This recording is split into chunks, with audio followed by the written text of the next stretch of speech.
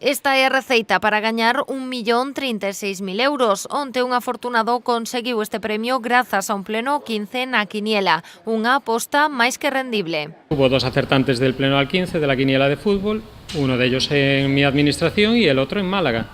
Con el premio acumulado de 14, pues cobra un total de 1.036.000 euros.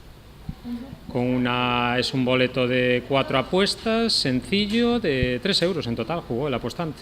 Coñécese a combinación gañadora e tamén a contía do premio, o que de momento permanece no anonimato e o nome do afortunado. Yo creo que es un poquito pronto porque aún acabó ayer el escrutinio por la noche y es un poquito pronto. Pero bueno, también puede ser que el acertante haya ido a una entidad bancaria a cobrar el premio. Porque vamos, con semejante premio normalmente no suelen venir a la administración, se van a la entidad bancaria directamente y tramitan todo.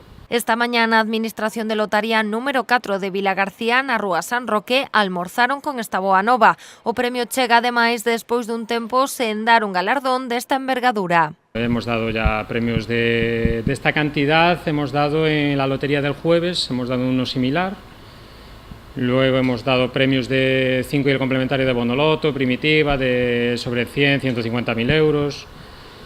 Y bueno, y premios de primer premio de la lotería del jueves, otro más hace un par de años, del segundo premio del sábado también, hace un par de años. Teniendo en cuenta que llevamos una temporada sin dar un premio de esta cuantía, la verdad que con mucha alegría, y aparte que bueno, nos avisan a las 8:30 de la mañana, en pleno desayuno y te vienen con este premio, pues la verdad que es una alegría porque es lo que solemos hacer, transmitir ilusión y procurar dar lo más suerte posible para los clientes.